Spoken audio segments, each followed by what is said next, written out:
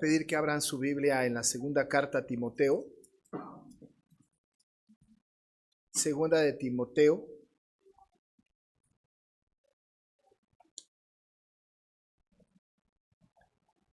Voy a leer de los versículos 1 a 13 de segunda de Timoteo 2, 1 a 13. Ponga atención a esta lectura y siga con su vista la palabra. Dice así: Tú pues, hijo mío, esfuérzate en la gracia que es en Cristo Jesús. Lo que has oído de mí ante muchos testigos, esto encarga a hombres fieles que sean idóneos para enseñar también a otros.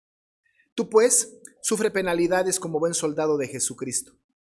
Ninguno que milita se enreda en los negocios de la vida a fin de agradar a aquel que lo tomó por soldado. Y también el que lucha como atleta no es coronado, sino lucha legítimamente. El labrador, para participar de los frutos, debe trabajar primero. Considera lo que digo y el Señor te dé entendimiento en todo. Acuérdate de Jesucristo, del linaje de David, resucitado de los muertos conforme a mi evangelio, en el cual sufro penalidades, hasta prisiones, a modo de malhechor, mas la palabra de Dios no está presa. Por tanto, todo lo soporto por amor de los escogidos, para que ellos también obtengan la salvación que es en Cristo Jesús con gloria eterna. Palabra fiel es esta: si somos muertos con Él, también viviremos con Él. Si sufrimos, también reinaremos con Él. Si le negáremos, Él también nos negará. Si fuéramos infieles, Él permanece fiel. Él no puede negarse a sí mismo. Voy a repetir el versículo 1 y 2 solamente, porque será objeto de la reflexión de esta tarde. Tú pues, hijo mío, esfuérzate en la gracia que es en Cristo Jesús. Lo que has oído de mí ante muchos testigos, esto encarga a hombres fieles que sean idóneos para enseñar también a otros. La vida de Timoteo no se caracterizó por ser una vida de mucha tranquilidad, de mucho sosiego, de una gran paz durante su tiempo de ministerio en la iglesia que le había encargado el apóstol Pablo.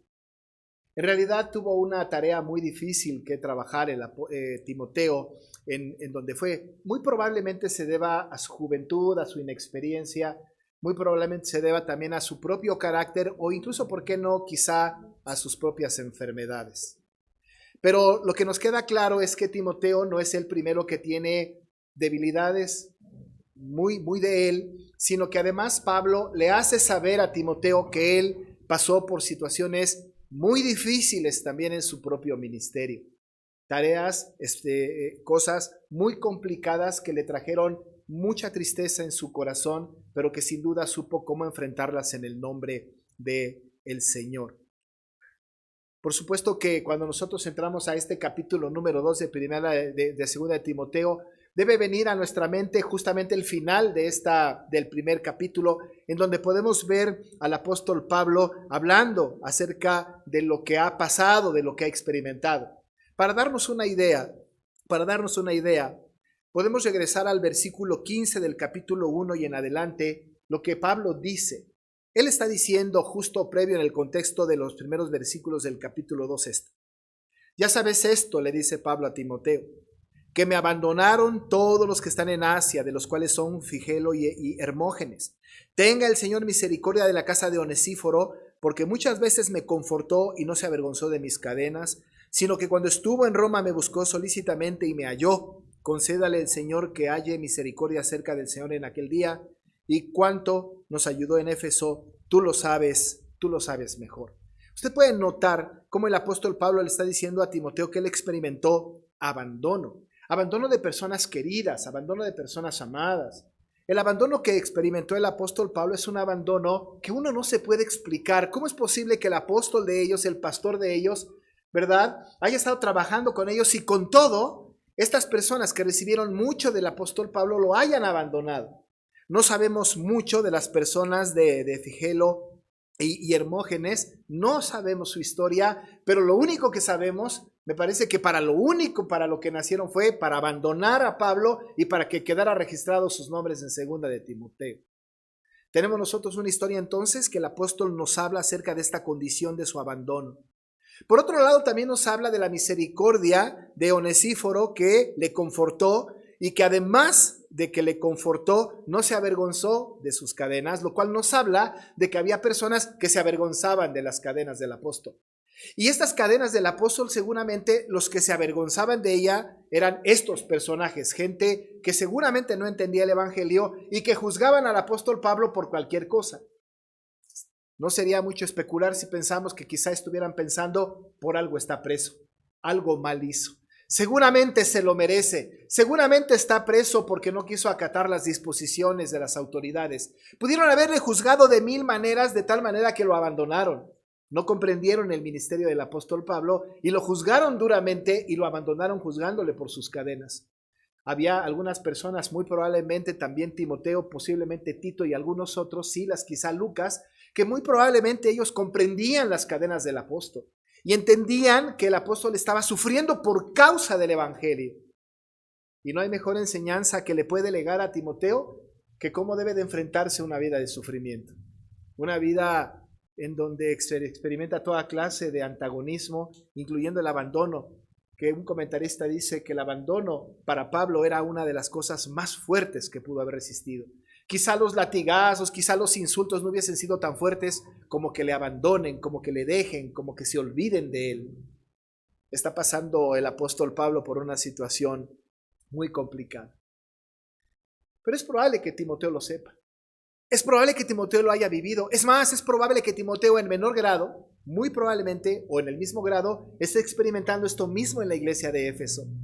Así que entonces el apóstol Pablo tiene que venir a él y le dice: tú pues, hijo mío, tú pues, ¿verdad? Discípulo mío. Es una manera muy amorosa de acercarse el apóstol Pablo a Timoteo, ¿no? Con mucho cariño, con mucho cuidado. Quiere prevenirlo, quiere enseñarle, quiere mostrarle él algunas cosas que son muy importantes. Le dice: tú pues, hijo mío, viendo todo lo que yo he padecido, viendo el abandono del que fui objeto, sabiendo tú mis padecimientos, que también hablábamos la semana pasada de estos padecimientos, tú pues, hijo mío, le dice a él, ¿verdad? Al tímido de Timoteo, le dice: esfuérzate.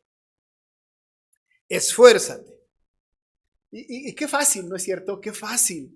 Yo he tenido la oportunidad de estar cerca de personas que están padeciendo alguna situación, pues de enfermedad económica, de relaciones familiares, alguna situación triste.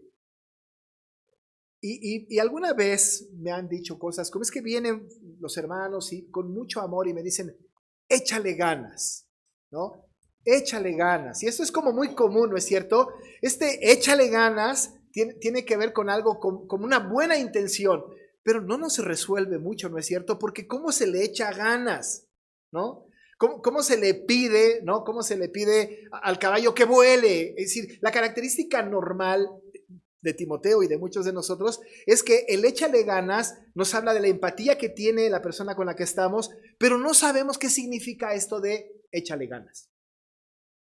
Algunos de nosotros hemos estado en situación difícil, ¿verdad? Vienen con nosotros con muy buena intención y nos dicen: esfuérzate, échale ganas. Gracias, ya resolviste mis problemas. ¿Cómo se hace? El apóstol Pablo le dice a Timoteo: esfuérzate. Pero ¿cómo se hace eso? Ahora, el apóstol Pablo, por supuesto que conoce a su hijo Timoteo, su discípulo, ¿verdad? Y sabe que va a entender. Está con su corazón él entristecido por el abandono y porque está esperando una sentencia de muerte, está esperando la ejecución. Y por otro lado, en medio de toda esta situación, como a los filipenses que les dice que tienen que estar regocijados en todo, le dice a este Timoteo que ama: esfuérzate. Pero por supuesto que no está haciendo una apelación a una conducta que puede surgir del ánimo de las personas. El esfuérzate de Pablo aquí a Timoteo no tiene que ver con trae a tu mente todas las cosas positivas de tu vida y a partir de ahí échale ganas. Ve todo lo que tienes, échale ganas. No tiene que ver entonces con lo que Timoteo puede explorar dentro de su propio ser y encontrar todos los argumentos humanos en los cuales puede descansar y echarle ganas. lo que el apóstol Pablo le dice a Timoteo es esfuérzate, pero esfuérzate en la gracia que es en Cristo Jesús. Esfuérzate en la gracia que es en Cristo Jesús.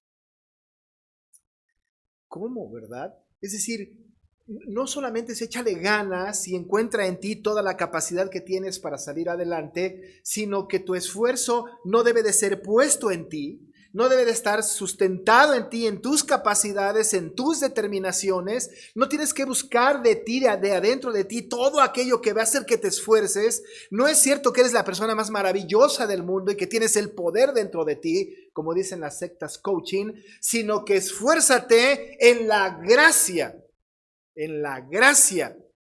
que es en Cristo Jesús. Aquella gracia que obtuviste, esfuérzate en reconocer tu salvación, esfuérzate a partir de que el Señor tuvo misericordia de ti, esfuérzate en saber que el Señor Jesucristo te acompaña, esfuérzate en una fuerza que no viene de ti, sino que viene del Señor. Yo personalmente, ustedes han experimentado muchas veces la gracia del Señor. ¿Cuántas veces no hemos experimentado la gracia del Señor cuando no hemos tenido nada y ya luego tenemos algo? Cuando no sabemos qué hacer y el Señor nos dirige hacia lo que tenemos que hacer y decimos, yo no lo pude haber hecho en mis propias fuerzas, tuvo que haber sido el Señor. Cuando nosotros descansamos en el Señor, cuando descansamos en su gracia, en lo que Él quiere otorgarnos, sea bueno para nosotros o no, sabemos que estamos en la gracia del Señor y nos esforzamos en buscar aquello. El apóstol no está diciendo, esfuérzate para que no sufras abandono. Esfuérzate para que no te entristezcas en tu ministerio. Esfuérzate para que no tengas antagonismo. No. Esfuérzate en la gracia que es en Cristo Jesús. El ejemplo mayor es Él. Y el Señor Jesucristo, cuando vino terrenalmente hablando, no halló gracia delante de su pueblo. No halló gracia ni siquiera delante de sus apóstoles. Fue vituperado, insultado, perseguido, fue colgado en un madero. ¿Es ese tipo de gracia a la cual se está refiriendo el apóstol Pablo? ¿Es ese tipo de gracia que el apóstol Pablo le dice a Timoteo que él mismo experimentó también abandono y tantas injurias y tanto sufrimiento? Es esa gracia. Esfuérzate. No en aquellas cosas que logres, no en tus capacidades, sino en la gracia que es en Cristo Jesús. Le dice el apóstol a su hijo Timoteo, esfuérzate. Pero después de dar esta recomendación, este mandato, llamémoslo así, a Timoteo de que se esfuerce en la gracia que es en Cristo Jesús, le dice, todo esto que yo he aprendido, todo esto que tú has aprendido, todo lo que estamos aprendiendo a través de la gracia de Cristo Jesús, tienes que transmitirlo. Y al respecto, amados hermanos, para entrar a este versículo número 2 tan maravilloso, debo de decir que nosotros hemos escuchado a lo largo de nuestra vida este concepto, ¿verdad? La transmisión apostólica, ¿no? O la enseñanza apostólica, o la escuela apostólica, o la sucesión apostólica. ¿Qué significa cuando hablamos de la doctrina de los apóstoles? ¿Cómo va transmitiéndose la doctrina de los apóstoles de mano en mano, de boca en boca? Este versículo es tomado por muchos teólogos como el versículo importante en la transmisión de las verdades bíblicas del Evangelio. Y dice el apóstol, tienes que hacer algo. Hay 4 etapas en la transmisión de la verdad a partir de lo que tú aprendes por la gracia que es en Cristo Jesús. 4 etapas. La primera etapa y muy importante es la fe confiada a Pablo por Cristo. Toda transmisión del Evangelio viene primero de Cristo hacia alguien. En este caso, vino de Cristo hacia el apóstol Pablo. Esa es la primera etapa de la transmisión del Evangelio, la que da paz, la que da tranquilidad y es en la que nos debemos de esforzar. Si ustedes se dan cuenta, el esfuerzo no tiene que ver con hacer tareas específicas muy concretas respecto de combatir contra aquellos que los atacan, sino tiene que ver con la transmisión del Evangelio de las buenas nuevas. Ahí está puesto el asunto. La primera etapa entonces tiene que ver con la fe confiada a Pablo por Cristo, de Cristo a el apóstol Pablo. Lo que el apóstol Pablo enseñó, no solamente a Timoteo, sino a Tito y a muchos otros más, seguramente a los otros que lo abandonaron, y por cierto a Onesíforo y a otros más. Esta transmisión del apóstol Pablo hacia ellos tuvo que ver con una transmisión que viene de Cristo hacia él. No encontramos al apóstol Pablo en ningún lugar diciendo, ¿verdad?, o enseñando algo que venga de su propio conocimiento, que le ha llegado por su propio esfuerzo intelectual. La mayoría de las veces que en la Biblia vemos al apóstol Pablo enseñando es lo que Cristo me dijo que dijera. Incluso a los corintios, cuando él va a administrar la Santa Cena y enseñar a todos los ministros a partir de ahí, de todos los tiempos, dice, porque yo recibí también lo que os he enseñado. Yo lo recibí. A mí me lo enseñó Cristo, y lo que a mí Cristo me enseñó, yo se los enseño. Yo se los transmito. La primera transmisión de la verdad tiene que ver con la fidelidad de la transmisión del mensaje de Cristo al apóstol. De Cristo al apóstol. Esta enseñanza, este mensaje tiene que mantenerse inamovible, santo y puro a lo largo de todo el proceso hasta todas las personas. Hasta todas las personas. Este evangelio que el apóstol Pablo predica dice en otra parte que no lo recibió de hombres, sino de Cristo. Dice Gálatas en el capítulo 1, versículos 11 a 12, dice, mas os hago saber, hermanos, que el evangelio anunciado por mí, dice Pablo, no es según hombre. Pues yo ni lo recibí ni lo aprendí de hombre alguno, sino por revelación de Jesucristo. El conocimiento que Pablo tuvo vino directamente de Cristo. Cristo le transmitió el mensaje. Cristo le habló de las verdades espirituales. Hay un gran testimonio del apóstol Pablo al respecto. Estuvo ausente el apóstol Pablo después de Damasco por mucho tiempo, siendo instruido por el Señor Jesucristo, al cual presumiblemente se le apareció resucitado el Señor Jesús a Pablo. Fue instruido por él, fue llevado por él. Así que la primera etapa de la transmisión en la gracia que es en Cristo Jesús tiene que ver con que de Cristo a el apóstol Pablo. Pero después, en esta sucesión, en una especie de paralelismo sintético, en una especie de paralelismo que va uno tras otro, la segunda etapa tiene que ver con lo que le fue confiado a Pablo, que él a su vez lo encomendó a Timoteo. Piensen entonces en esto, de Cristo a Pablo, pero ahora de Pablo a Timoteo. Dice, lo que has oído de mí ante muchos testigos, lo que has oído de mí ante muchos testigos, de mí a ti. Primero, otra vez, de Cristo a Pablo. Segundo, de Pablo a Timoteo. Ese depósito, ¿se acuerdan? En el versículo 13 del capítulo número 1 del versículo 12 se habló de guardar el depósito para aquel día, y en el versículo 14 Pablo le está diciendo a Timoteo, guarda el buen depósito por el Espíritu Santo que mora en nosotros. El depósito que yo tengo te lo comparto a ti. Ahora tú, Timoteo, tienes la responsabilidad de compartirlo, tú tienes la responsabilidad de asumirlo. Y lo que le dice es que retenga la forma de las sanas palabras que de él había oído. Versículo 13 del capítulo 1, recordará, le dijo Pablo a Timoteo, retén la forma de las sanas palabras que de mí oíste en la fe y amor que es en Cristo Jesús. Esto se lo encargó Pablo a Timoteo. Retén la forma de las sanas palabras. Ahora en el capítulo 2, versículo 2, lo que has oído de mí ante muchos testigos en carga, etc. Está diciendo el apóstol Pablo a Timoteo, estas sanas palabras tienes que guardarlas, estas sanas palabras tienes que repetirlas, estas sanas palabras tienes que defenderlas. La transmisión del mensaje, la sucesión, esta cadena o este círculo virtuoso viene de Cristo a Pablo, pero después viene de Pablo a Timoteo. De Pablo a Timoteo. Qué importante es el liderazgo de algunos obispos. Qué importante es el liderazgo de quienes proclaman el evangelio de la verdad. Qué importante es que los que suceden o los que vienen debajo de los pastores, de los teólogos, de los obispos, puedan asumir no las verdades de su maestro, sino las verdades de aquel que le enseñó a su maestro. Y está diciendo el apóstol aquí, ¿verdad? Lo que has oído de mí ante muchos testigos. Esto que has oído de mí no es mi testimonio personal. Esto que has oído de mí son las santas y sanas palabras del Evangelio.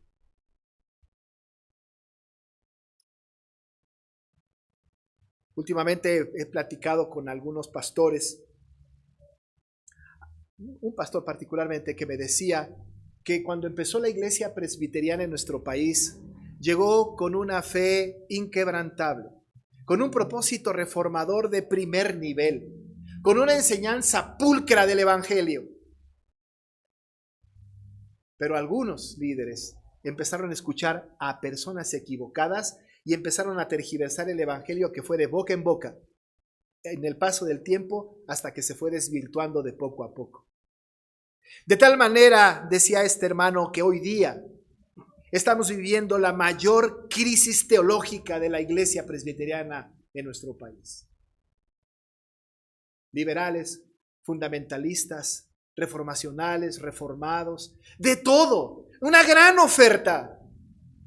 Presbiterianos neopentecostales, hipercalvinistas, de todo.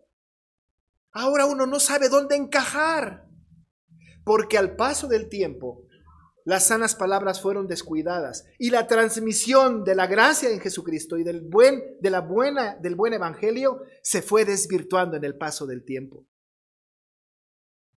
Se fue acabando, diseminando, se fue contaminando.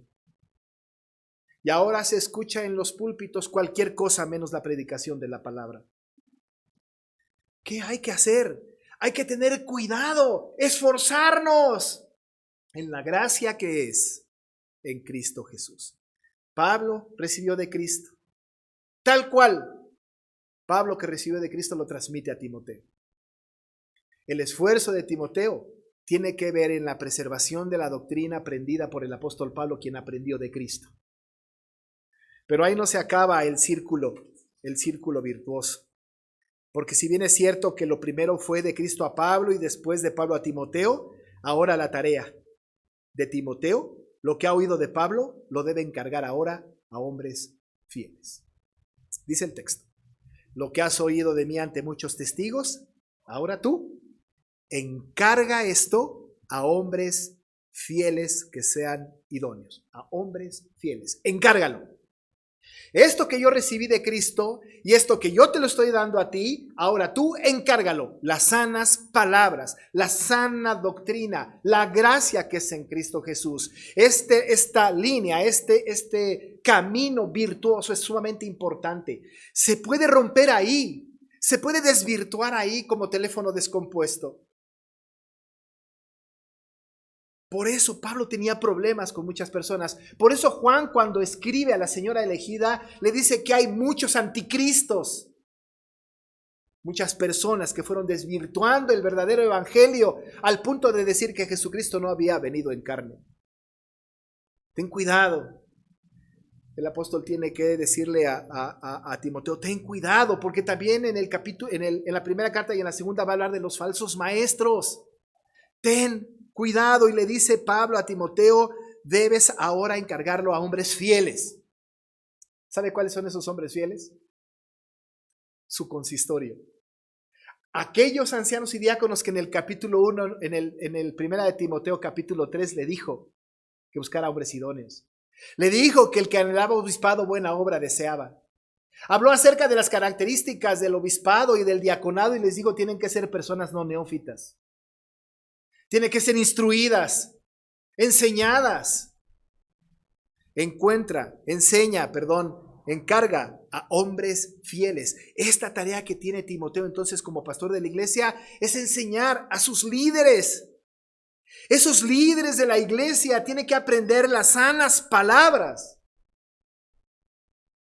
Deben aprenderlas. Deben asumirlas. Deben vivirlas. Deben padecer lo que Pablo padeció y lo que Timoteo padecía. Y esforzarse en la gracia que es en Cristo Jesús. a sus líderes. Pero ustedes no crean que los líderes se quedan sin hacer nada, sino que dice la palabra que sean idóneos, esos líderes, hombres fieles, para enseñar también a otros. Y la responsabilidad de enseñar a otros al resto de la iglesia es justamente de estos hombres idóneos, estos hombres fieles, que son idóneos para enseñar también a otros. Y esos otros, que es el pueblo, ¿verdad? Que somos la mayoría de nosotros, debemos aprender de estos líderes. Pero cuidado, cuidado. Porque si nos enseñan otra cosa que no sea la sana palabra, la doctrina correcta, empieza a desvirtuarse el evangelio. Empezamos a perder la brújula. Y entonces la iglesia padece. La iglesia sufre. El apóstol Pablo le está diciendo a Timoteo, esfuérzate. No échale ganas. No esfuérzate en tus capacidades, sino en la gracia que es en Cristo Jesús. Yo he experimentado abandono, sufrimiento. Tú esfuérzate. Y por favor, lo que has oído de mí, que Cristo me enseñó, lo que has oído de mí, ante muchos testigos, encarga a hombres fieles que sean idóneos para enseñar también a otros. De Cristo a Pablo, de Pablo a Timoteo, de Timoteo a los hombres fieles y de los hombres fieles a todos los demás. Esta, amados hermanos, debe de ser la realidad de esta iglesia y de cualquier iglesia de Cristo. Esforcémonos, luchemos y vivamos, amados hermanos, en la gracia que es en Cristo Jesús. Y defendamos y hagamos que se defiendan las sanas palabras, la sana doctrina, la Biblia pura, para que el evangelio no sea desvirtuado. Vamos a orar. Y Padre, seguramente hemos fallado en esta tarea, pero tú eres fiel. Y tu palabra dice que si nosotros fuéramos infieles, tú permaneces fiel. Ayuda, Señor, a esta iglesia, a todos nosotros, para que no nos apartemos. Para que sigamos este derrotero, Señor, esforzándonos, no en nuestras capacidades, sino en la gracia que es en Cristo Jesús. Y eso que hemos recibido por tu palabra santa, lo podamos transmitir a otros con pureza y verdad. Ayúdanos, Dios. Lo pedimos en el nombre de nuestro Señor Jesucristo. Amén y amén.